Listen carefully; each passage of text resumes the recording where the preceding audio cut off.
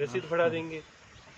जब धीरे धीरे धीरे धीरे प्रेरणा हुई, हम बाहर से अंदर से अंदर नजदीक पहुंचे, और साल 2 साल बाद में हमारे गुरु जी परम धाम चले गए। अच्छा। फिर बाद में हमारे गुरु भाइयों का सत्संग होता है, सब कुछ होता है। फिर अब धीरे धीरे वैसे हमारी रुचि बढ़ी, फिर रुचि बढ़ने लगी, तो फिर सत्संग सुनने की भी इच्छा हुई। फिर सही बात। मोरारी बापू की कथा हुई हमारे यहाँ पे घुश्मेश्वर में, ज्योतिर्लिंग में। घुश्मेश्वर, हाँ, औरंगाबाद। फिर वहाँ पे गए तो वहाँ पे ये गुरु भाई मिल गए हमें, ऐसी जान पहचान हो गई। इसी माध्यम से फिर आपका ये पता आया था लिखा अपने YouTube पे। फिर मैंने उनको बोला कि आप ढूंढिए कहाँ पे है, क्या है, मुझे तो नहीं पता, लेकिन आप तो ढूंढिए, नज़दीक हो तो। योग संयोग आज आप कहाँ से हो? मैं जलगांव के पास में जामनेर करके गाँव है। जामनेर करके MP में ही है? नहीं, महाराष्ट्र में। महाराष्ट्र में। सत्संग सुनिए और उसमें जियो, उन शब्दों में जियो, तब कोई मतलब होगा। हाँ, उसमें जीना पड़ेगा। जैसे घर में हम अनाज बहुत इकट्ठा कर लें लेकिन उसे पका के खाएं नहीं, तो उसका हमेशा हमारे शरीर पे पोषण वो नहीं देगा। वैसे ही सत्संग में जो शब्द हैं, उन शब्दों के गहराई में उतरिए, उसमें जियो, सब कुछ होगा। उतरना कैसे चाहिए? कैसे? सत्संग का मतलब सीधा सीधा अपने आप को सुधारना। और पहले तो हमें पता करना पड़ेगा हम बिगड़े कहाँ हैं, क्योंकि आपको कोई भी मशीन बनाने भी आ जाए, लेकिन मशीन बिगड़ी कहाँ है, अगर वो नहीं खोज पाओगे तो उसे बना नहीं पाओगे।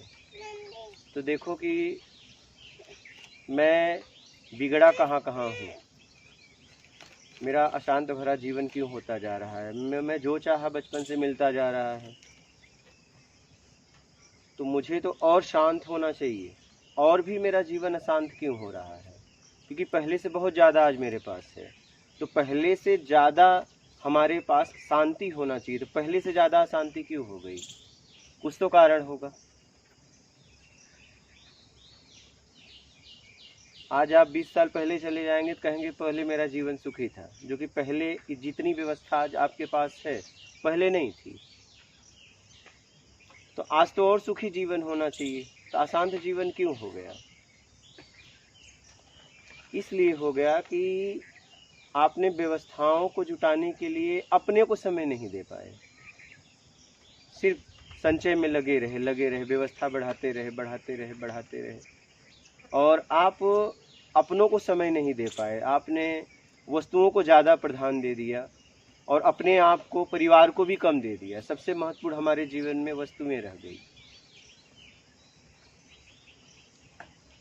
एक गलती से हमारे घर में सामान टूट जाता है तो हम चिल्ला पड़ते हैं, क्योंकि वो व्यक्ति जान के थोड़ी न तोड़ा है। क्या वो वस्तु तो दूसरी आ जाएगी, वो तो जड़ वस्तु है, लेकिन फिर भी हम उसके लिए अनेक तरह से उसे डांटते हैं, क्योंकि कोई ज़रूरत नहीं है, क्योंकि उसने जान के तोड़ा नहीं, आपसे भी गिर सकता था, लेकिन हम अपने बड़ेपन का फ़ायदा उठाते हैं। हमेशा हम किसी न किसी पे अनुशासन करना चाहते हैं, चाहे वो परिवार हो चाहे बाहर हो, और वो अनुशासन करने के चक्कर में हम भटक गए, इतना भटक गए कि हम बुरे काम भी अच्छा बना के करने लगे, क्योंकि सब हमारे दबाव में रहने लगे, तो हमें लगा यही ठीक है, और वो करने में हमारा जीवन अशांत हो गया है। मतलब हम इतना अशांत हो गए हैं कि बिना व्यवस्थाओं का हम, अगर हमें कुछ देर अकेले में बैठना हो बिना विधि, बिना कुछ लिए, तो मेरे समझ से हमें एकदम घुटन होने लगेगी। मतलब हमने अपने आप को वहाँ लाके खड़ा कर दिया है कि मैं अपने साथ नहीं रह सकता। एकदम घुटन होने लगती है, बोर होने लगते हैं, उगने लगते हैं, तो किसी न किसी का सहारा लेने लगते हैं। बिना मतलब का कुछ नहीं तो मोबाइल चलाने लगेंगे, बिना मतलब का कुछ नहीं तो टीवी देखने लगेंगे, बिना मतलब का पेपर पढ़ने, मतलब हम अपने आप को कहीं लगा के शांति पाते हैं, और जैसे ही अपने आप में आए हम एकदम घुटन होने लगती है। सुबह से लेके शाम तक गटर साफ कर लेंगे, लेकिन सुबह से शाम तक अपने आप में नहीं बैठ पाते। मतलब हमने अपने आप को कितना भ्रष्ट कर लिया है। तो आपको देखना है ये है कि आखिर हमारा जीवन इतना अशांत क्यों हो गया, और इसे आपको देखना है, क्योंकि सबका जीवन अशांत होने का तरीका अलग अलग था, एक ही जैसा नहीं रहता है। इसलिए एक खोज आपको करनी है, और जिससे अशांति हो रही है पहले आपको उसे बंद करना पड़ेगा।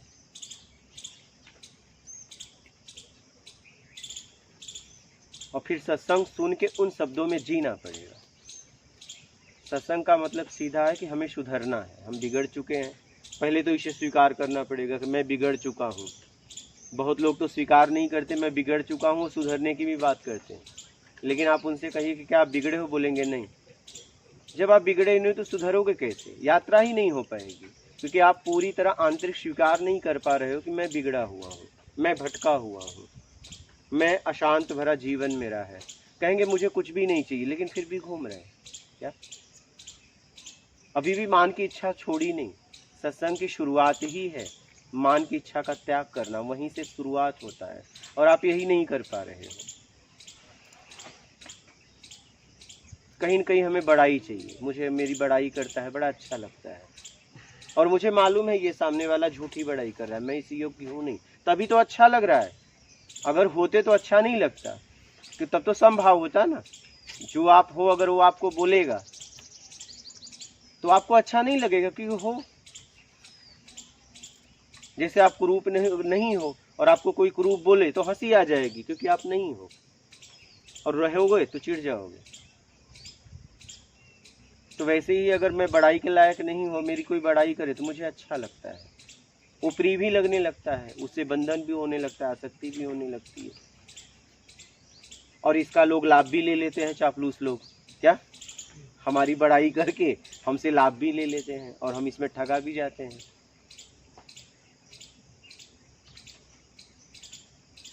इसलिए कैसे भी अपने आप को निर्विकार कराओ। संसाधन अगर आप जुटा रहे हो तो उसमें पूरी ईमानदारी हो, नहीं तो वही संसाधन आपको घुटन देगा। इसलिए कि अगर आप बेईमानी से कोई भी संसाधन लाओगे, पैसा, हम आज लोगों का अशांत भरा जीवन क्यों है? क्योंकि लोग कहते हैं ऊपरी कमाई के बिना चलेगा नहीं। क्या सीधा बोलते हैं कि अगर ऊपर से नहीं कमाएंगे, ऊपर से कमाएंगे मतलब आज उसका नाम अलग दे दिया, लेकिन वो एक बेईमानी है। बोलते हैं नहीं ऊपर से लेंगे तो चलेगा कैसे? अब ऊपर से आप बेईमानी कर रहे हो, तो बेईमानी कर रहे हो, वो तो आप किसी का हिस्सा ले रहे हो। अब जिसका भी हिस्सा लोगे उसके अंदर से आपके लिए कितनी बद्दुआ है। जब अनेकों का अभिशाप एक घर में लगेगा, अनेकों लोगों का, तो वो घर कैसे शांति में जिएगा? वही वस्तुएं आपको अशांत दे रही हैं। करोड़ों का महल बना के शांति नहीं मिली, और एक जाके नदी पे जाते हो, पेड़ के नीचे जाते हो, वहां पे बड़ी शांति आपको मिलती है। करोड़ों की कार लिए बड़े खुशी से, लेकिन उसमें शांति नहीं मिली। जैसे उतर के जाते हो, पेड़ के नीचे बैठते हो, कहते हो यहाँ बड़ी शांति है। क्योंकि करोड़ों की कार में शांति नहीं लगी। इसलिए नहीं लगी क्योंकि बेईमानी का था, इसलिए नहीं लगी।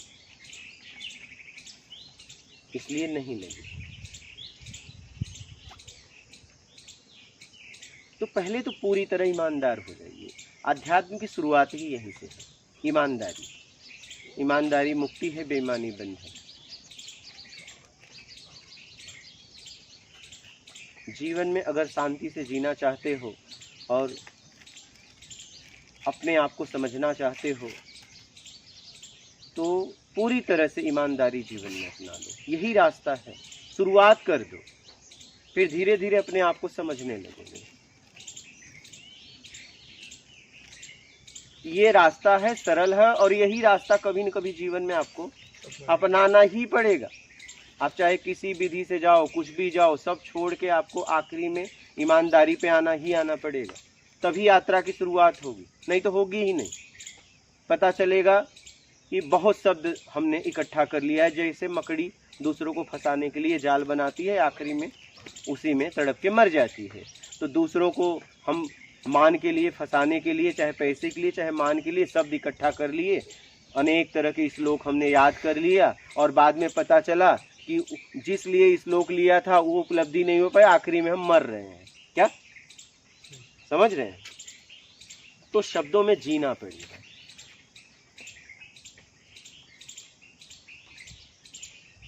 सत्संग का सीधा मतलब है सत्य का संग। जहां पे सत्य से मिलने की बात हो वो है सत्संग। सत्य कौन है? तुम ही स्वयं हो। सत्य बाहर तो है नहीं, बाहर तो सच है, झूठ है, झूठ कभी सच है, सच कभी झूठ है। जैसे एक आदमी आया और उसने आया, कहा मैं रास्ते में आ रहा था, वहाँ एक गड्ढा था। 1 घंटे बाद एक आदमी आया, आपने पूछा गड्ढा है? बोला नहीं, कोई वहाँ गड्ढा नहीं है। तो आपके लिए तो एक झूठा एक सही हो गया। लेकिन उसमें घटना क्या घटी कि एक आदमी आया, जब बोला गड्ढा है तो उसमें एक आदमी आया, उस गड्ढे को पाट दिया। फिर उसके बाद वो आदमी आया और कहा गड्ढा नहीं है। समझ रहे हैं? तो हम पूरी बात को बिना जाने निर्णय लेते चले जा रहे हैं। हमें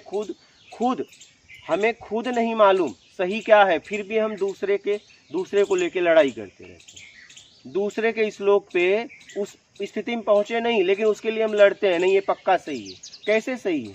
जब आप उस स्थिति में स्वयं पहुंचे नहीं तो कैसे लड़ाई कर रहे हो? लेकिन हम लड़ रहे हैं, एक दूसरे की बातों को लेके लड़ रहे हैं, बस आस्था में पहुंच नहीं पा रहे हैं। इसलिए यात्रा करो, और इसके लिए सीधा सरल मार्ग है ईमानदारी। अपने आप से पूरी तरह ईमानदारी रखो। अपने आप से ईमानदारी रखोगे तो दूसरों से भी रख पाओगे। ज़्यादातर हम अपने आप से भी बेईमानी करते हैं। अंतरात्मा कहता है ये मत करो, गलत है, लेकिन फिर भी दबा के करते हैं। वासनाओं में आके, कामनाओं में आके, लालच में आके, बड़े बनने के चक्कर में आके, मान के चक्कर में आके करते हैं। इसलिए अपने आप को साधो। एक ही साधे सब सदे, सब साधे सब सज जाए।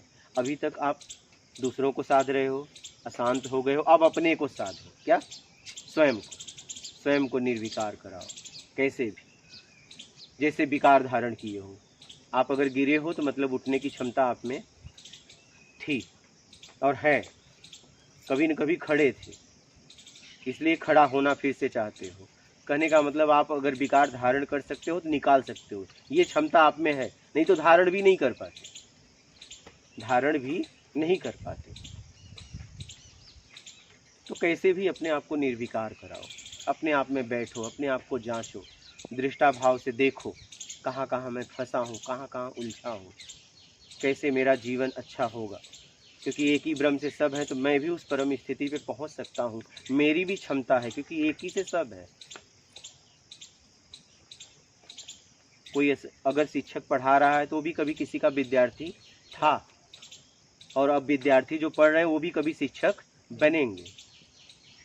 कोई महापुरुष हुआ तो इसका मतलब वो भी पहले ऐसे अज्ञानता में भटक रहा था, पहुंचने के बाद वो महापुरुष हुआ। जैसे विद्यार्थी वो डिग्री लेने के बाद शिक्षक हुआ, वैसे ही आप भी पहुंच सकते हो, लेकिन आपको यात्रा करनी पड़ेगी। अगर किसी विद्यार्थी को शिक्षक प्रोफेसर बनना है तो उसको उतनी यात्रा करनी पड़ेगी, और पूरे सिस्टम में चलना पड़ेगा। एक एक क्लास पास करना पड़ेगा, चाहे उसके पिता का ही स्कूल क्यों ना हो, कॉलेज क्यों ना हो। क्योंकि योग्यता किसी को कोई दे नहीं सकता, एक ही आदमी दे सकता है, वो आप, वो भी मेहनत करके, सीधा आंतरिक ईमानदारी, मेहनत और मेरे कर्म से किसी को तकलीफ ना हो। इसका विशेष ध्यान देते हुए जीवन में आगे बढ़ो और अपना आत्मिक कल्याण करो। अपने आप को साधो। अभी तक दूसरों को साध रहे हो, चाहे अच्छे में चाहे बुरे में, दो ही में तो साधते हैं, या अच्छा या बुरा, यही तो फैसला हम करते हैं। तो कैसे भी अपने आप को साधो।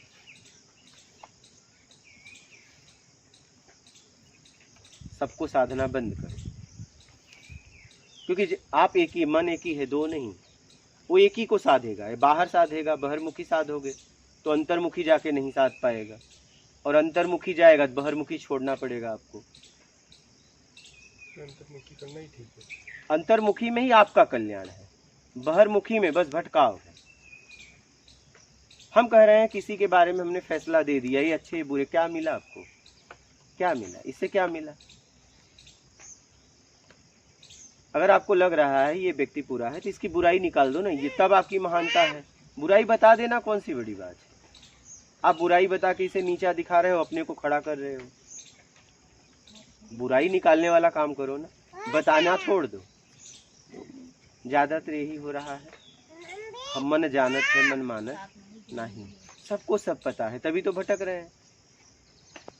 जान के अनजान एकदम सबको सब पता है, मन जानत है मन मानत नहीं। बस कामनाओं के चक्कर में आके हम जबरदस्ती फंसा रहे हैं अपने आप को। हमें पता है, ऐसा नहीं कि हमें पता नहीं है, हमें पता है। अगर पता नहीं होता भटकाव नहीं होता। जैसे एक मंदबुद्धि पागल कुछ भी घटना कर दे, उसे सजा नहीं होगी, सुधार घर भेजा जाएगा। लेकिन एक समझदार आदमी प्रयास भी कर दे तो उसे दंड मिलेगा, क्योंकि इसके पास समझ है। तो हमारा जीवन अशांत है, इसका मतलब हमारे पास समझ है, अशांति को हमने धारण किया है। देखो ना, एक बालक आपको मार भी दे 1 साल का, आप कुछ बोलोगे? आप पे मलमूत्र भी कर दे, लेकिन एक समझदार आदमी प्रयास भी कर दे तो आप छोड़ोगे उसे? बालक आपके ऊपर आके मलमूत्र कर दे 1 साल का 2 साल का, आप उसे कुछ बोलोगे? मुस्कुरा दोगे, कहोगे इसे हटाओ, अपना मलमूत्र साफ कर दोगे। उससे भी नहीं बोलोगे तू साफ कर, क्योंकि अबोध है वो। लेकिन एक समझदार आदमी प्रयास कर दे तो नहीं भी होगा तो भी उसे दंड मिलेगा। तो वैसे ही हम समझ के फंस रहे हैं, ना समझी में नहीं फंस रहे हैं, समझ समझ के हम फंस रहे हैं। हमें सब पता है, हम समझ समझ के उलझ रहे हैं। किसे नहीं पता है गुटखा खाने से कैंसर होता है, सिगरेट पीने से, लेकिन फिर भी खा रहे हैं, फिर भी खा रहे हैं, छोड़ ही नहीं रहे हैं। पता भी है। अच्छा, बोलते हुए हम अपने परिवार से प्रेम करते हैं, बीवी कह रही मत खाओ, खा रहे हैं। कौन सा प्रेम है तुम्हारा? ये कौन सा प्रेम है कि एक बीवी के लिए गुटखा नहीं छोड़ सकते हो? गुटखे से इतना प्रेम है? सोचिए जरा इस बात को। क्या हम अपने परिवार के लिए इतना भी नहीं कर सकते? अगर बीवी दारू पीने लगे तो, बीवी गुटखा खाने लगे तो इतना भी नहीं कर सकते? मतलब एक गुटखे से इतना लगाव है। अगर वही हमारा बालक खाए तो बर्दाश्त करोगे? नहीं करोगे। लेकिन नहीं, हम खाएंगे क्योंकि घर के गार्जियन है। तो जब इंजन ही खराब हो जाएगा तो डब्बे की क्या हालत होगी? आप उन्हें क्या दे के जा रहे हो? क्या दे के जा रहे हो? क्या हम इतना भी नहीं कर सकते कि अपने परिवार के लिए जो हमारा परिवार चाहता है वो मैं करूं? क्या इतना भी प्रेम नहीं है?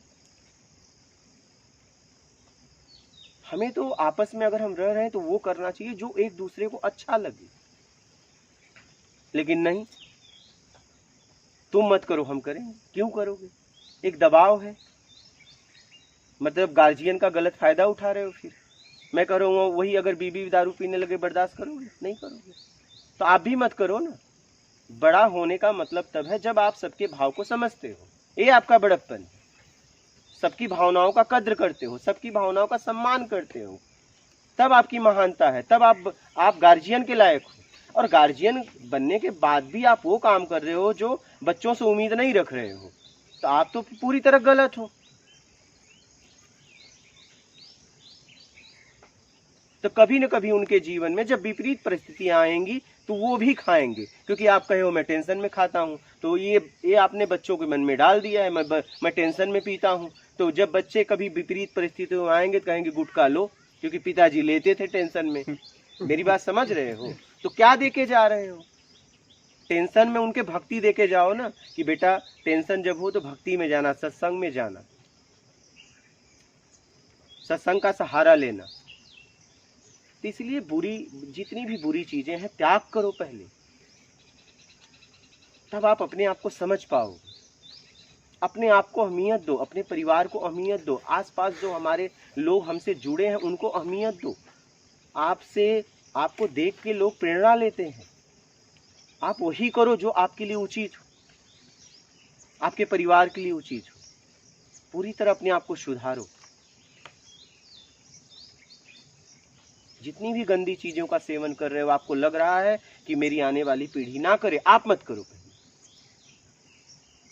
जब वो आपके संकल्प को देखेगी तो वो भी नहीं करेगी, उस विपरीत परिस्थिति का सामना करेगी।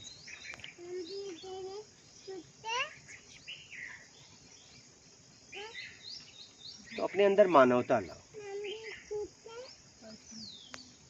सच में प्रेम में जियो, सच में परिवार से प्यार करो, प्रेम करो। आप वो परिवार में मत करो। गार्जियन हो, एक दबाव है, चलो आप कमा के लाते हो, आप पे सब निर्भर है, तो आप उन्हें कमजोर मत बनाओ। वो जो नहीं चाहते मत करो। या तो सिद्ध कर दो ये सही है, क्या? या तो सिद्ध कर दो कि जो मैं कर रहा हूं वो सही है, सिद्ध कर दो। दबाव में नहीं, वैभव के दबाव में नहीं, शरीर की ताकत से नहीं, समझ से, ज्ञान से सिद्ध कर दो कि ये मैं खा रहा हूं और ये मेरे लिए लाभ है, और तुम भी खाओ।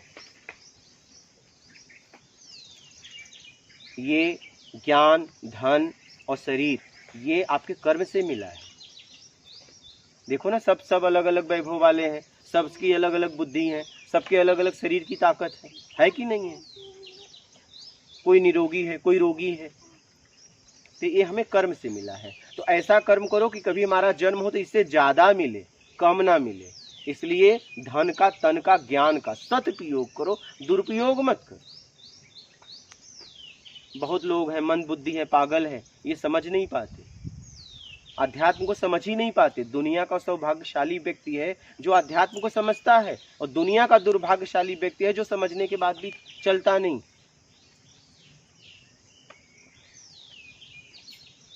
बस हम बातें करते हैं। समय मत बर्बाद करो, यात्रा पे निकल जाओ। अध्यात्म मानसिक यात्रा है। अपने काम को करते हुए, जिम्मेदारियों को निभाते हुए, कर्तव्य को निभाते हुए आप आध्यात्मिक यात्रा करो, और पूरी तरह जो मेरे शरीर को पोषण दे वही मुझे खाना है। आप बताइए, आपके पास गाड़ी है, किसकी है? पेट्रोल की, डीजल की? डीजल। कोई बोले उसमें अच्छा पेट्रोल डाल चलाओ, खराब हो जाएगी। और अगर पेट्रोल की है, डीजल डालोगे खराब हो जाएगी। एक गाड़ी के लिए इतना परेशान हो कि इसका इंजन खराब होगा, तो आपको नहीं लगता कि आपका इंजन कहीं न कहीं खराब हो रहा है? आप समझ नहीं पा रहे उस बात को। उस स्वाद के चक्कर में पड़ गए हो जिसका हमारे शरीर को कोई आवश्यकता ही नहीं। वो कहीं न कहीं आपके मानसिकता को बिगाड़ रही है, आपके समझ में नहीं आ रहा, बस आपके समझ में नहीं आ पा रहा है।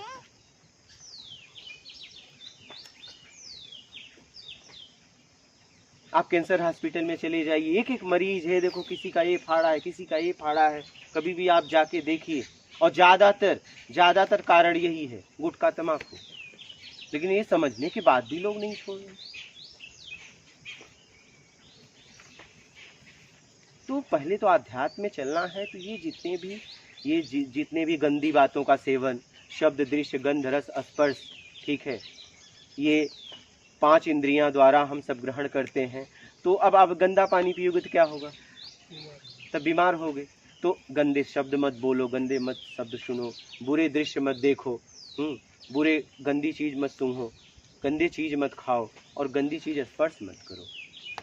फिर आप अध्यात्म की शुरुआत कर सकते हैं। और नहीं पता चला, शब्दों को इकट्ठा कर लिया लेकिन उसमें जी नहीं रहा हूं। पूरी तरह बुराइयों का त्याग कर दो। जो हमें भटकाए उसका क्या सेवन करना? कहीं न कहीं भटका रहा है, आपको समझ में नहीं आ रहा है। इसलिए मानव शरीर मिला है, इसका लाभ ले लो। बड़े भाग्य मानुष तन पाए, ठीक है, कहा भी गया है। तो बड़े भाग्य था कि आपको मानव का शरीर मिला है, तो आप इसका सदुपयोग कर लो, दुरुपयोग मत करो।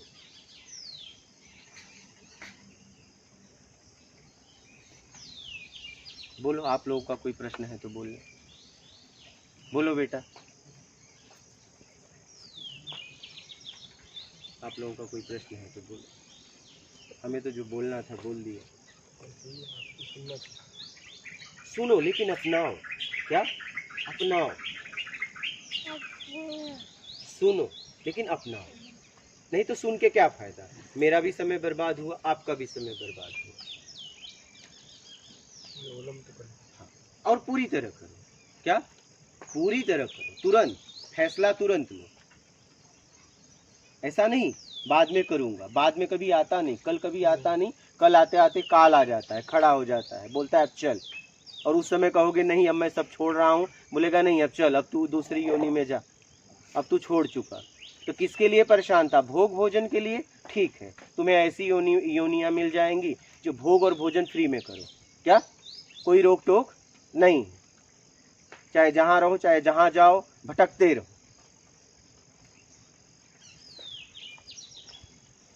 कोई बोलने वाला उसमें नहीं है। कुछ भी खाओ, कुछ भी पियो, कोई नहीं बोलेगा। भोग भोजन फ्री में। मानव एक ऐसा है जो पैदा करके खाता है, बाकी जितनी भी अन्य योनियां हैं सब भोग और भोजन ढूंढ के उन्हें मिल जाता है। प्राकृतिक व्यवस्था है और हम खोज के खाते हैं। इसलिए वही खाओ जिससे आपको पोषण मिले, और वो काम कतई मत करो जो आप पीढ़ी से उम्मीद नहीं कर रहे हो, बच्चे से उम्मीद नहीं कर रहे हो, पत्नी से उम्मीद नहीं कर रहे हो, क्योंकि आपसे उन्हें प्रेरणा मिलती है।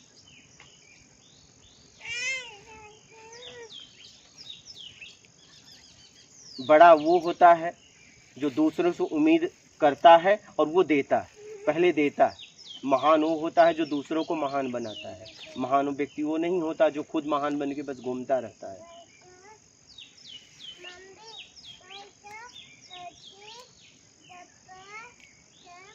इसलिए अपने आप को साधो, अपने पूरी तरह बुराइयों को छोड़ो, खान पान पे ध्यान दो, और जब समझ में आए तुरंत अपनाना। ऐसा नहीं अपना लूँगा ऐसा करते करते समय बीतता जा रहा है और हम शरीर छोड़ने या मृत्यु के करीब जा रहे हैं। दो ही चीज़ होती है, या तो हम छोड़ के जाते हैं तब तो इस जगत को पार कर गए, या तो हमारी मृत्यु आ जाती है फिर अगला शरीर धारण करेंगे। दो ही बात होगी। तो स्वाद का चक्कर छोड़ो, शरीर को पोषण दो, उचित तरीके से कार्य करो, ईमानदारी से जीवन जियो, और जो परिवार से उम्मीद रखे हो आप भी करो। हम गार्जियन होने का गलत फ़ायदा उठाते हैं। बेटे से उम्मीद रख रहे हैं कि तुम ये मत करो लेकिन मैं कर रहा हूँ, तो वो उसको अच्छा वो करेगा तो आप दुखी नहीं होंगे। चलो आपका बेटा कुछ भी, आप अगर नशा करते हो मान लो, अगर बेटा करे तो बर्दाश्त होगा आपको? लेकिन वो नहीं मानेगा। एक बार डांटोगे, दो बार, और कहेगा नहीं नशा करूंगा, नहीं तो मैं जा रहा हूँ घर छोड़ के। विवश होकर कहना पड़ेगा अच्छा तू कर, क्योंकि मोह है। वैसे ही वो भी बोल नहीं पा रहा है बड़ा होने के कि आप बड़े हो, इसलिए वो आपको बोल नहीं पा रहा है। छोटा भाई होता तो एक दो लाफा लगाता कि मत खा क्या, लेकिन बड़ा है, आप बड़े हो, इसलिए वो बोल नहीं पा रहा है। लेकिन उसे अच्छा नहीं लगा। पत्नी बोल नहीं पा रही है, मना कर रही है प्यार से, लेकिन दबाव से नहीं बोल पा रही है, क्योंकि उसका जीवन आपके अधीन है। तो किसी को विवश मत करो। प्रेम का मतलब होता है दूसरों के लिए जीना, यही प्रेम है। अगर हम सच में किसी से प्रेम करते हैं तो बस वो जो चाहता है वही हम करते हैं। प्रेम का सीधा अर्थ है मिटना, कुछ नहीं चाहिए, बस तुम लोग खुश रहो। क्या? तुम्हारी खुशी मेरी खुशी, ये प्रेम है। इसी को प्रेम कहते हैं। यही प्रेम की परिभाषा है कि हम जहाँ भी हैं, जो लोग मुझसे जुड़े हैं, जिसमें तुम खुश उसमें मैं खुश, यही प्रेम की परिभाषा है। हाँ, अगर कुछ गलत है तो उसे हम हटाएंगे, ऐसा नहीं उनके गलत का समर्थन देंगे, नहीं। हम समझदारी से एक उचित फैसला लेंगे, क्या गलत है क्या सही है। तो अनुशासन खुद पे करो। ज़्यादातर हम लोगों पे अनुशासन कर रहे हैं, खुद पे अनुशासन करो। वो चीज़ें खाना बंद कर दो जो उचित नहीं है। हाँ। और तुरंत फैसला लो, ऐसा नहीं कल आता नहीं, कल कितने कल चले गए, इसलिए तुरंत फैसला लो। जीवन में क्या चाहिए? शुद्ध भोजन, तन पे ढकने के लिए कपड़ा और एक मकान, बस यही चाहिए बस। तो उसमें जीना चालू करो, तब आप अपने आप को समझने लगोगे।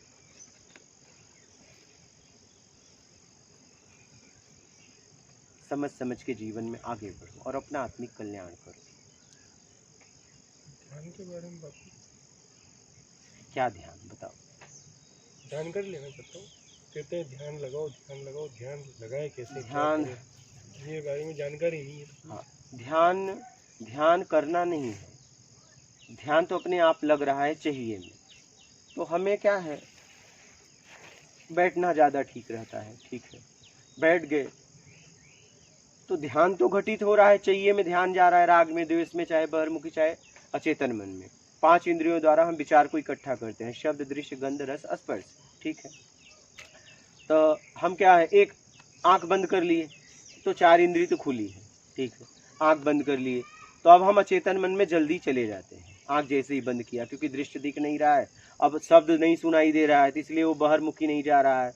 कुछ सुगंध नहीं आ रही है, इसे कुछ सूंघने के लिए चाहिए, चाहे वो सड़ा हो, चाहे सुगंध अच्छा हो, सुगंधित हो, तब ये बाहर हो जाती है। ठीक है, स्वाद बंद हो गया जैसे ही आंख बंद किया, स्पर्श भी बंद हो गया। ठीक, आंख बंद कर लिए, चाहे जैसे भी करो, फिर जो भी हो रहा है बहिर्मुखी अचेतन मन में, उसे दृष्टा भाव से देखो। ठीक है, अब क्या होता है, चाहे मान में जाए चाहे अपमान में जाए, आपने अगर किसी का अपमान किया है तो वो आपको नहीं सताता, उससे तो आप छूटे हो। लेकिन किसी ने आपका अपमान किया है तो वर्तमान में वो देखते हो, अतीत में जाते हो और भविष्य का निर्माण करते हो। वर्तमान में बैठे हो और अतीत की घटनाएं याद करते हो। किसी ने आपका अपमान किया है तो भविष्य में बदला लूंगा, ऐसा भाव बनता है। तो ध्यान में ध्यान करो। एक ध्यान प्राकृतिक घटित हो रहा है, चाहिए में घटित होता है। ध्यान हमसे है, क्या ध्यान से हम नहीं है, इसलिए मुझे ध्यान नहीं करना है, हमें तो ध्यान में ध्यान करना है। ध्यान में ध्यान क्या करना है, राग द्वेष से हमें छुड़ाना है। हम बैठ गए, दृष्टा भाव से देख रहे हैं, जो भी हो रहा है बस उसे देखते देखते उस गहराई में जाइए। क्यों हो रहा है, क्या कारण है, क्या वजह है, मैं तो इसे छोड़ना चाहता हूँ, छूट क्यों नहीं रहा है, तो पश्चाताप होगी, उसके लिए पश्चाताप होगी। मेरे कर्म का भोग है, गलती का एहसास करो, फिर धीरे धीरे उससे छूटने लगोगे। तो ध्यान में ध्यान करना है, सिर्फ बैठ जाना किसी बिंदु पे, किसी मंत्र पे, किसी माला लेके, ये ध्यान नहीं। जहाँ कुछ भी नहीं है, तुम्हारा होना ध्यान में हो, और जब तक चाहिए तब तक ध्यान में आप जाओगे। आखिरी में तो कुछ भी नहीं है, तो जो मुझसे है उसे क्यों करना, उसे क्यों करना। अब ध्यान भी इसलिए करना है क्योंकि मुझे छुड़ाना है। तो जो प्राकृतिक ध्यान घटित हो रहा है उसमें ध्यान करना है। ज्यादातर यही होता है, हम आंख बंद करके बैठ जाते हैं, पुरानी बातें सब याद आती है। अब हम क्या करते हैं, उसे रोकना चाहते हैं। रोकिए मत, वो चेतन मन में जमा है, रोक नहीं सकते। आप उसे दृष्टा भाव से देखते रहिए, देखते रहिए, देखते रहिए। वो देखते देखते आखिरी में जाओगे तो वो खत्म हो जाएगा। क्या, जैसे कई गांठ लगे हैं, तो एक गांठ खोलो तो नहीं खुला, दो खोलो तो नहीं खुला, उसी पे छोड़ दो तो खुल पाया नहीं का। लेकिन आखिरी गांठ छोड़ोगे तो जो खोल रहे तो गिर गया। तो आखिरी तक जाओ, क्यों हुआ, कैसे हुआ, इससे मैं कैसे छुटकारा पा जाऊं, क्योंकि मैं मुक्ति और मोक्ष के लिए निकला हूं। तो ध्यान में ध्यान करो, बस आंख बंद करके या किसी बिंदु पे ध्यान करोगे, और जिस इंद्रियों द्वारा करो, इंद्रियां शिथिल होगी तो क्या करोगे, और बिंदु भी तो कुछ है। ज्यादातर क्या होता है, हम श्वास पे या तो बिंदु पे ध्यान करते हैं, तो उससे क्या होगा, मैं कह रहा हूँ रबड़ यहाँ से बधाया, आपने खींचा किसी विधि से, ताकत से, छोड़ोगे तो कहाँ जाएगा, वहीं जाएगा ना। काश उस रबड़ से छुड़ा लेते तो रबड़ ही गिर जाता, क्या रबड़ ही गिर जाता ना, खत्म हो जाता ना वो। तो ध्यान में ध्यान करो, कैसे भी अपने आप को राग द्वेष से छुड़ाओ। मूल राग द्वेष है, ठीक है। मिलने से जैसा मैंने चाहा हो गया तो राग, नहीं हुआ तो द्वेष, इसी में हम फंसे हैं। तो राग द्वेष से छुड़ाओ, और राग द्वेष से छुड़ाने के लिए अनुमान लगाना छोड़ दो। कोई भी काम कर रहे हो तो अनुमान लगाना छोड़ दो, ठीक। और कुछ भी खा पी रहे हो तो ठीक शब्द का प्रयोग करो, क्या ठीक। आपको कोई दिया लिया, कैसा है, ठीक। ठीक में आप होते हो। अच्छा बोले तो उसका राग होगा, आप बुरा बोल दो तो उसका द्वेष होगा, उसका होगा तो आपका होगा। क्योंकि काम, क्रोध, मद, लोभ, मोह ये शरीर का स्वभाव है। ये तो ऐसा तो नहीं है गया, ये जब तक चाहिए तब तक काम करेंगे। तो ठीक में आप होते हो। ठीक में न अच्छा होता है न बुरा। ठीक शब्द का प्रयोग करो, अनुमान लगाना छोड़ दो और अपने आप को साधो। ध्यान में 1-2 घंटे जब भी बैठते हो, आपको समय मिलता है, बस दृष्टा भाव से देखो क्या हो रहा है। आपको निर्णय नहीं करना है, क्या, हाँ, निर्णय करता अहंकार है, अहम भाव को गिराना है। अभी हम निर्णय में तो फंसे हैं, हमने अच्छे बुरे का निर्णय कर लिया है, इसी में तो हम फंस गए हैं। तो निर्णय करने से अपने आप को मुक्त करा लो। अहम भाव में आके हम निर्णय करते हैं, निर्णय मत करो। कोई काम कर रहे हो, कब तक हो जाएगा, समय मत दो। बोलो हो जाएगा तो मैं आपको बता दूंगा। जैसे एक किसान फसल बोया, अगर बोल दे इतना कुंटल होगा तो गांव वाले पूछे कितना कुंटल होगा, इतना कुंटल होगा। अब जब फसल आई पूछे क्या भाई हुआ कि नहीं, अगर हुआ होगा तो अहम भाव में बताएगा देखो मैंने बोला था हो गया, और नहीं हुआ तो शर्माएगा। आप समझ रहे, दोनों में फंस गया, दोनों में फंस गया, जो कि उसे पता नहीं था कितना कुंटल होगा। काश ये बोल देता कि मैं मेहनत कर रहा हूँ, जितना कुंटल होगा होने के बाद बता दूंगा, और होने के बाद बताता तो अहम भाव काम ही नहीं करता। तो अहम भाव को निमंत्रण ही मत दो, काम होने के बाद बताओ हो गया, उसे अच्छी से अच्छी तरीके से करो, लेकिन हो जाए फिर बताओ, तो कर्ता का भाव प्रकट नहीं होगा। अनुमान लगाना छोड़ दोगे, कर्ता का भाव प्रकट नहीं होगा, और ठीक शब्द का प्रयोग करोगे तो राग द्वेष बनेंगे ही नहीं। अच्छा बुरा में राग द्वेष होता है, और मूल यही है कर्ता का भाव और राग द्वेष। तो ठीक शब्द का प्रयोग करो, अनुमान लगाना छोड़ दो। ध्यान की बात समझ में आई आपको? बस ध्यान में ध्यान करना है, हमें अपने आप को छुड़ाने के लिए ध्यान करना है। मौन क्या?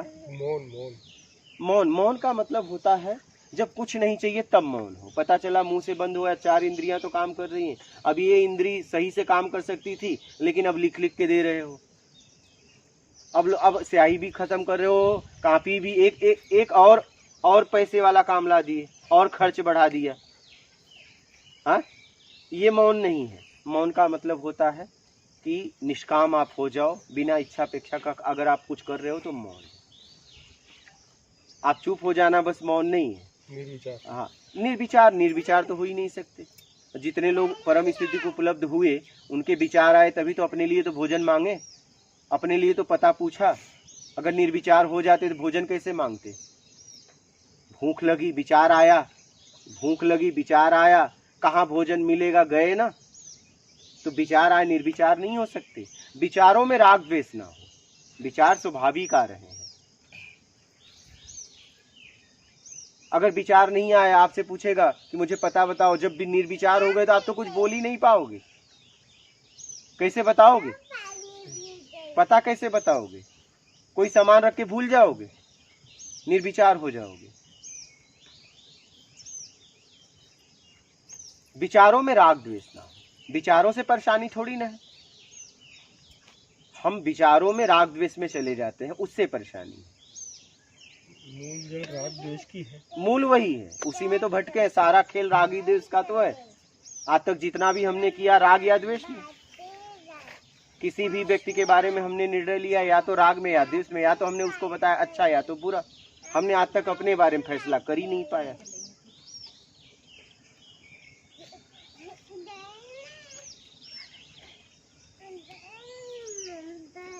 अपने बारे में फैसला नहीं कर पाया।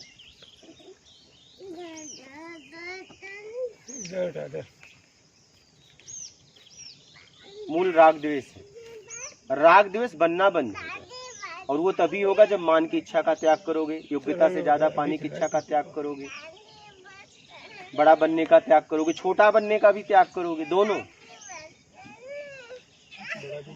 छोटा भी नहीं, बस मुझे जीना है, मुझे समाज में कुछ काम करना है, मुझे न बड़ा बनना है न छोटा बनना है, बस मुझे काम करना है। काम मुझे जो भी बना दे, मेरा काम मुझे जो भी बना दे।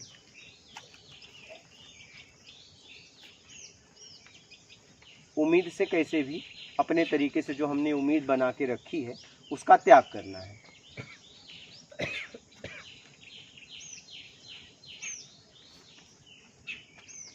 समझे? निरपेक्ष होना, ये तो आखिरी में नहीं, इसी के अंदर कोई निरपेक्ष हो जाओ। आप कुछ अपेक्षा मत रखो, कार्य करते चलो। ये तो वही तो बोल रहा हूँ, उम्मीद से पहले तो अपने तरीके का उम्मीद का त्याग कर देना, फिर उम्मीद से आखिरी में छुड़ा पाओगे। पहले तो अपने तरीके वाला छुड़ाओ, फिर आखिरी में वो, ये आखिरी में होगा। क्योंकि भूख लगेगी तो भोजन तो मांगोगे कहीं न कहीं से। शरीर की जरूरतें भी तो हैं, इसमें हमें रहना है तो कहीं न कहीं से तो देना पड़ेगा। सीधा तो नहीं हो सकते ना, सीधा नहीं हो सकते ना। अभ्यासरत रहेंगे तो धीरे धीरे हो जाएंगे।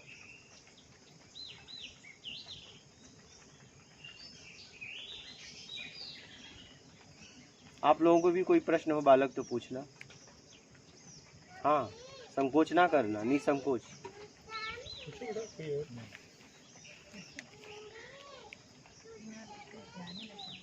अनुभव नहीं है उसको। नहीं, कोई आ रही है उसको अनुभव है, ऐसा नहीं है, वो भी जी रहा है समाज में। आप गुटखा का सेवन करते हैं तो कैसे करते हैं आप सत्संग भी समझते हैं, गुटखा का भी सेवन करते हैं? हाँ, चूक यही हो रही बात। तो आप क्या करोगे? छोड़ना है बस। छोड़ देना है, छोड़ना अभी भी छोड़ना है, छोड़ दो। क्या कर रहे हो? छोड़ देना है। छोड़ क्यों देना है? छोड़ दो। छोड़ देते हैं। अभी देने में क्यों? आज से त्याग करो। जेब में हो तो फेंक दो, यहाँ तो ले आना अलाउ भी नहीं है।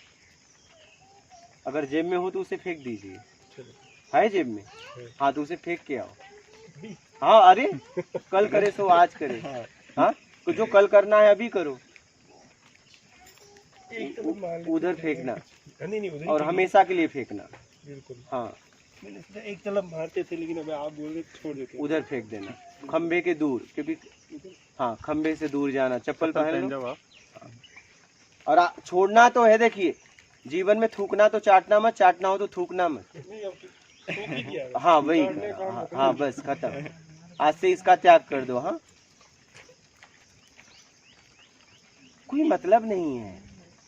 एक तरफ हम सत्संग भी समझ रहे हैं, अध्यात्म को भी समझ रहे हैं, परिवार से प्रेम भी कर रहे हैं, और हम वो करते हैं जो मुझे नहीं करना चाहिए, जो हमारे बच्चे ना करें। हम 2-3 साल से बोल रहे थे दीदी, पर हमारी बात नहीं सुनते थे। ज्यादा बोला तो बहुत गुस्सा करते थे, हम दोनों में ही झगड़ा हुआ। तो गार्जियन है ना, गार्जियन है ना। इसीलिए मैंने 6 महीने से तो ऐसा ये टॉपिक ही बंद कर दिया। चलो अच्छा किया। सबको घर में शांति चाहिए ना भाई। चलो जैसे भी हो ठीक है, शांति हो, सही बात। ऐसा काम ना करे जिससे शांति हो।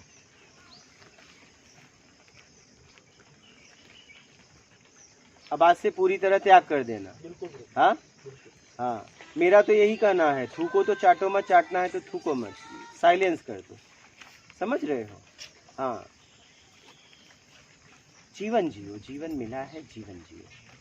अच्छा, समझ ना समझी में करो तो ठीक है, लेकिन समझने के बाद भी कर रहे हैं तो अपराध हो गया,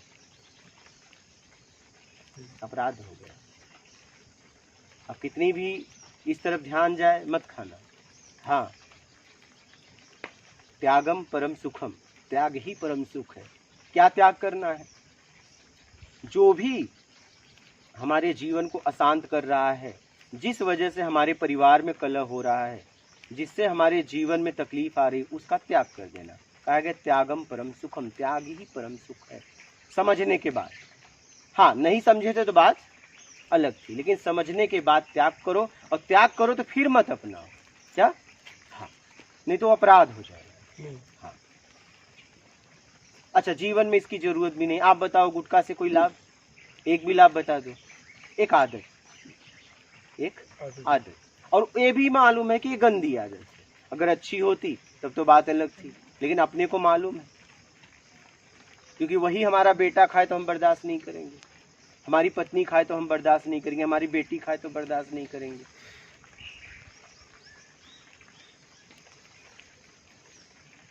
तो जो आप दूसरों से अपेक्षा रखते हो, देना चालू करो। तो बस आज इस चूक को खत्म कर दो जड़ से। क्या? हाँ, आज इसे खत्म कर दो, और अंदर से आप खत्म करना। आप देखिए, आप ही को करना है। मैं तो अब पता नहीं, मैं तो कोई भी आपके साथ तो रहने वाला है नहीं।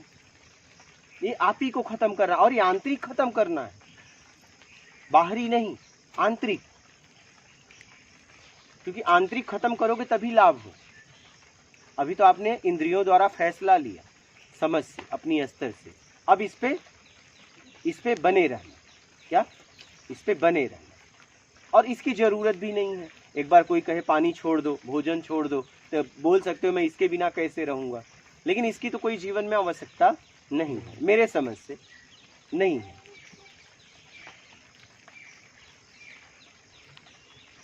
और अपने आप को साधो।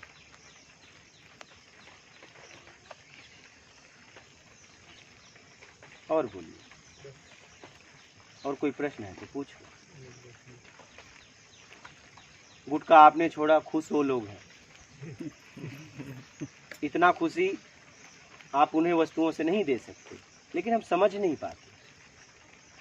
हम सोचते हैं कि बस प्रॉपर्टी बनाने में, बस वैभव बनाने में खुशियाँ हैं। नहीं, खुशियाँ आपस में प्रेम से रहो, वो खुशियाँ हैं। आज स्थिति ये हो गई कि हम लोग एक साथ बैठ के भोजन नहीं करते। एक भोजन कर रहा है, कोई वहाँ मोबाइल पे बिजी है, कोई वो कर रहा है, कोई। कम से कम ऐसा होना चाहिए हमारे आपस में कि हम एक साथ भोजन तो करें और हम वही खाएं पिए जो हमारे परिवार को पूरी तरह ठीक लगे। यही गुटखा खाते थे और कोई, तो बस अब इसका त्याग कर दो और पूरी तरह करना, वर्तमान में पूरी तरह। उसको छूना भी मत, किसी को देना भी मत। कोई अगर बोले कि मुझे खिलाओ, तो पैसे की बर्बादी मत करना, क्योंकि बहुत भाग्य से आपके कर्म से आपको धन तन और ज्ञान मिलता है। बहुत लोग देखो निर्धन है, बहुत लोग अपाहिज है, बहुत लोग मंदबुद्धि हैं, अज्ञानी हैं, तो जरूर उनका कर्म का ही परिणाम होगा ना। तो अगर आपको कोई ताकत मिली है धन का, तन का और ज्ञान का, तो उसका सदुपयोग करो, दुरुपयोग मत करो। समझ रहे हैं?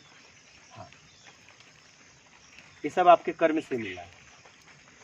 सदुपयोग करोगे, अगर जन्म हुआ तो और मिलेगा, और अगर छूट गए तो बात अलग है, जगत को पार कर गए। इसलिए जीवन को सोच समझ के जियो।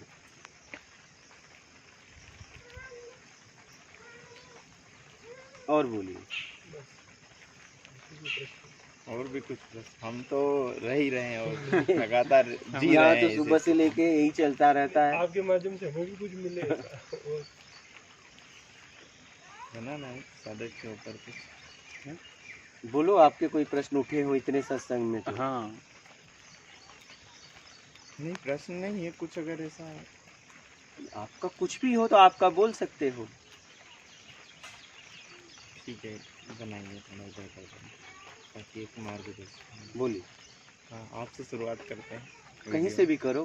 ठीक है, गुरुजी से पहले गुरुजी का 2 शब्द गुरुजी कहेंगे यहाँ पर। क्या कुछ भी कह कुछ तो दीजिए। आप पूछो, कुछ भी तो हम कर ही रहे हैं। वीडियो तो चल ही रहा है, वो भी मैंने बंद भी नहीं किया है।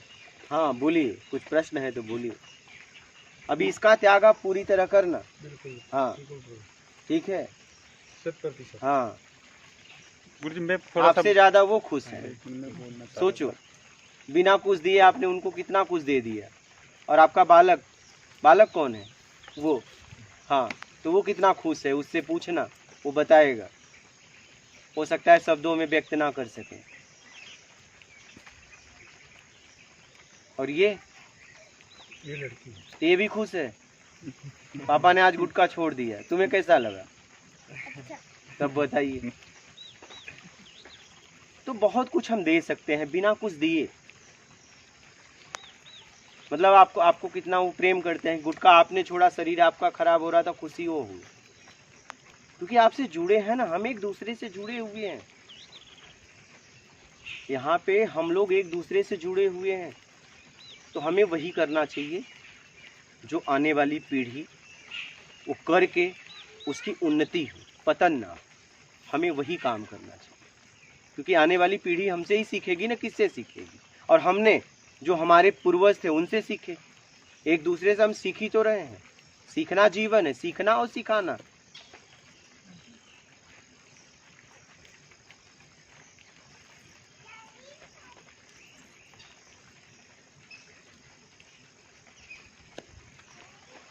बस अपने आप को किसी तरीके से सुधारो। सुधारना ही तो सत्संग है। सत्संग का मतलब क्या है? अपने आप को सुधारना। भोजन का मतलब क्या है? भूख मिटाना और शरीर को पोषण देना, यही मतलब है। तो वैसे ही सत्संग का मतलब है अपने आप को सुधारना। सत्संग सुनो और अपने आप को सुधारो। जितनी भी बुरी आदतें हैं उसका त्याग करो, उसे छोड़ो।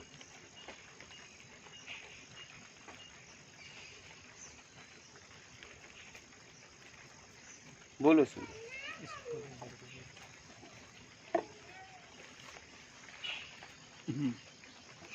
मात्र नर्मदे। यहाँ पर मैं भी आपके ही जैसा ध्यान की विधियों में उलझा हुआ था। कोई कुंडलिनी ध्यान है, त्राटक है, या जो ध्यान हम जैसे कोई प्रकाश, कई सालों से मैं भी, मुझे 4-5 साल हो गए, मैं भी 2 सालों से ध्यान ही कर रहा था और उससे कुछ मिला नहीं मुझे। ऐसे ही ध्यान करते करते खोज में और भी कई बहुत से संतों की वाणियाँ भी सुनी मैंने और चला भी सही, ऐसा नहीं है, उनका प्रयोग भी किया, लेकिन कुछ ऐसा विशेष नहीं हुआ। और ऐसे ही ध्यान की तलाश में मोबाइल पर ही यूट्यूब के माध्यम से गुरुजी के सत्संग मैंने आपके ही जैसे सुने और फिर मुझे समझ में आने लगा कि अभी तक मैं क्या कर रहा था और अब क्या करना है। तो साधना के मार्ग पर, क्योंकि हम अज्ञानतावश, हमें ज्ञान नहीं है कि आत्मज्ञानी या बुद्ध पुरुष का हम अंदाज़ा नहीं लगा सकते, बस उनकी वाणी से समझ सकते। तो ऐसे ही गुरुजी के सत्संग सुने, फिर धीरे धीरे गुरुजी से मिलने की लालसा बढ़ी और इस मार्ग पर अग्रसर होना था, तो इसी मार्ग पर आगे बढ़े धीरे धीरे।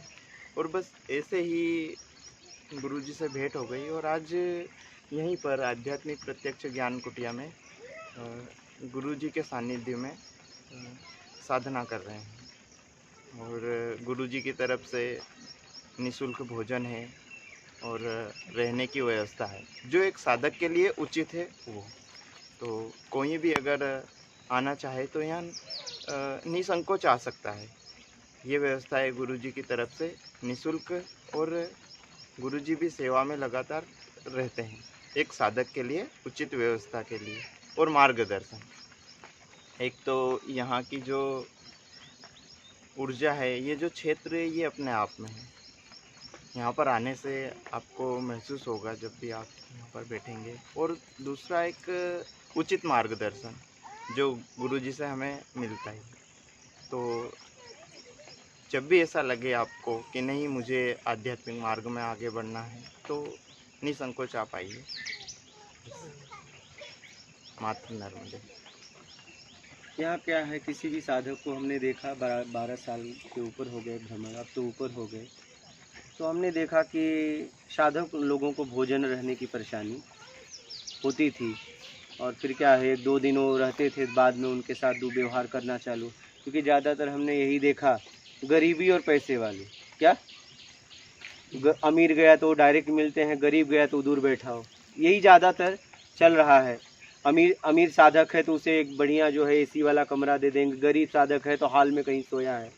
हमने कहा कि कभी समय आएगा तो ऐसे कुटिया का निर्माण करेंगे। पहले तो ज्ञान खोजो, क्योंकि ज्ञान होगा तभी कुटिया भी काम आएगी, ठीक है। पहले ज्ञान खोजो। तो ज्ञान खोजने में 2011 से 20 लग गए। फिर मैंने कहा ऐसी कुटिया का निर्माण करें जहाँ पे लगे कि नहीं अपनों की कुटिया है, किसी को ये लगे ही ना कौन अमीर है कौन गरीब है, बस इतना होना चाहिए साधक है। और हम खोज में आए हैं, कोई एहसास ही नहीं कर पाए कि ये कैसी व्यवस्था है। यहाँ तो पता ही नहीं चल रहा है, भेद ही नहीं, क्योंकि प्रभाव से हमें मुक्त होना है। आध्यात्मिक यात्रा हम क्यों कर रहे हैं? जो हमारे ऊपर लोगों का प्रभाव है, राजसी तामसी, उससे मुक्त होकर सात्विक में आ जाए। तो जब प्रभाव न वाली जगह पे आप साधना करोगे, जब वहां किसी का प्रभाव नहीं काम करेगा, तभी आप सात्विक प्रवृत्ति में आ पाओगे। अगर किसी राजसी और तामसी का प्रभाव आप पे कर रहा है तो आप वहां साधना कर ही नहीं पाओगे। तो हमने कहा कोई ऐसी जगह बनाओ जहां पे न राजसी न तामसी, ठीक है, बस सात्विक, सबको लगे कि यहाँ तो सब एक जैसे हैं, किसी के साथ कोई भेदभाव ही नहीं है, कोई प्रभाव नहीं, कोई प्रभाव नहीं, क्योंकि प्रभाव से तो हमें मुक्त होना है। और यहाँ कोई प्रभाव नहीं, सब आए हैं, ये सब आए हैं, ये बोल नहीं सकते कोई प्रभाव है, किसी का भी प्रभाव, चाहे इनका हो चाहे मेरा हो, चाहे इस कुटिया का हो जगह का हो, हाँ, सब एक दूसरे को सहयोग कर रहे हैं। क्या यहाँ सब एक दूसरे को सहयोग कर रहे हैं। और ये जगह भी अपने आप में है। और हमें रहने के लिए क्या चाहिए? एक जगह और भोजन। अगर ये मुझे मिले